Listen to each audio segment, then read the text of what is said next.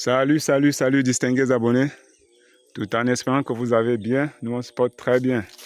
Devenir agriculteur ne s'improvise pas, mais il est capital d'acquérir un minimum de connaissances. Vous êtes nouveau donc sur la chaîne. Ici, nous parlons agriculture, nous parlons apiculture, nous parlons agroforesterie, nous parlons élevage, nous parlons des différentes astuces qui peuvent vous permettre de réussir dans vos différents projets agro-silvo-pastoraux. Donc, abonnez-vous à la chaîne, activez la cloche de notification pour ne rien manquer des vidéos futures, commentez, mais surtout likez.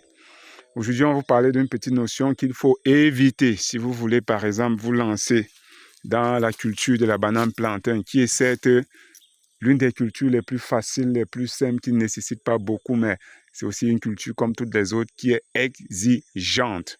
Et beaucoup se disent toujours, oui, la terre ne ment pas, la terre ne ment pas, il suffit de défricher, de venir planter, se tourner et partir. Et on viendra récolter. Moi, je vous le dis, c'est faux. C'est faux. Comme un être vivant, la plante, elle aussi, elle s'entretient. Voilà un cas de figure qu'on va vous présenter. Voilà une plantation qui avait été abandonnée dans la brousse. Voilà, vous pouvez remarquer ces herbes-ci qui sont, j'ai déjà fait une vidéo là-dessus, qui témoignent du niveau de fertilité du sol. Ça signifie que le sol est très fertile. Cette plantation avait été abandonnée dans la brousse parce que c'était une plante aussi à croissance très rapide. L'erreur à éviter, c'est que la banane plantain a horreur de la mauvaise herbe. C'est son ennemi numéro 1.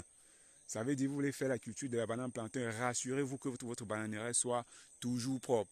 Et dans ce cas de figure, la mauvaise herbe avait déjà soit la même taille, soit dépassé même la hauteur de la banane plantain. Et la conséquence directe, c'est quoi? C'est comme vous pouvez l'observer, regardez le fût. Ou si je peux appeler ça le fût entre guillemets, le pseudotron en fait, c'est ça, le pseudotron de ces jeunes plants de plantain. Ils sont tout minces. Tout minces. Ça veut dire qu'il y avait une réelle compétition. Et quand ils sont minces, c'est parce qu'ils essayent de faire une croissance en hauteur pour aller chercher de la lumière. Vous voyez? Parce que la mauvaise herbe avait déjà envahi, ça l'étouffait déjà. Quand on regarde partout dans le champ, c'est pareil. C'est pareil, c'est pareil. Et on va se retrouver. Vous allez vous attendre à quel rendement? Vous allez vous attendre à quel rendement?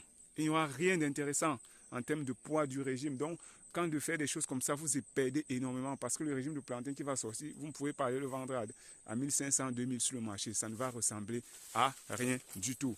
Donc, mes chers amis, avant de vous lancer dans la culture de la banane plantain, battez-vous à éviter la mauvaise herbe. Si vous êtes en zone forestière comme ça, où on sait que le sol est fertile, ainsi de suite, tout ce que vous avez à faire, c'est de défricher. Comment est-ce que vous pouvez ne pas défricher votre plantation? Vous voyez qu'ici, on a déjà défriché. Voilà ce qu'on disait juste après la cabane. Vous voyez le niveau d'enherbement de la parcelle. Vous voyez, la mauvaise herbe a déjà envahi au point où les mauvaises herbes dépassent même, voilà l'herbe dont on parlait, la plante dont on parlait, elle dépasse déjà la hauteur même des bananes plantain. Vous voyez, partout là c'est ça. Ils ont déjà défriché un côté. Regardez ce qu'il reste. Vous voyez comment c'est impressionnant. On ne retrouve même plus, c'est à peine si on voit encore les feuilles de bananes plantain partout dans le champ. C'est normal qu'ils deviennent tout chétifs. Même les rejets qui sont là, vous voyez, c'est pas bon du tout. Évitez de faire ce genre de conneries.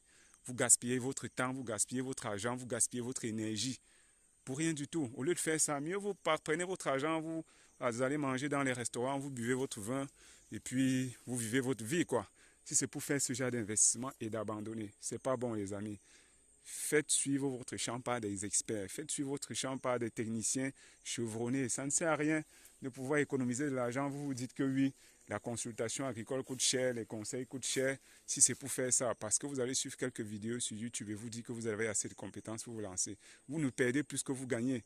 L'argent que vous essayez d'économiser là, vous le perdez 1000 fois ici. Parce que cette plantation, elle ne sera pas rentable. Vous n'allez pas avoir des rendements intéressants. Donc mes chers amis, évitez ce genre de conneries. Avant de vous lancer, demandez des conseils, faites-vous former ou ayez une équipe d'experts qui vous accompagnent. C'est pour ça qu'on est là, pour vous accompagner, pour veiller au respect des itinéraires techniques de vos différentes cultures. Donc, abonnez-vous. Si vous voulez qu'on vous accompagne dans la mise en place, dans le suivi de votre projet agro-silvo-pastoral, contactez-nous via le numéro qui s'affiche en bas de votre écran. On va se dire À très bientôt pour une nouvelle vidéo et un nouveau partage. Surtout, n'hésitez pas à vous abonner. Ciao.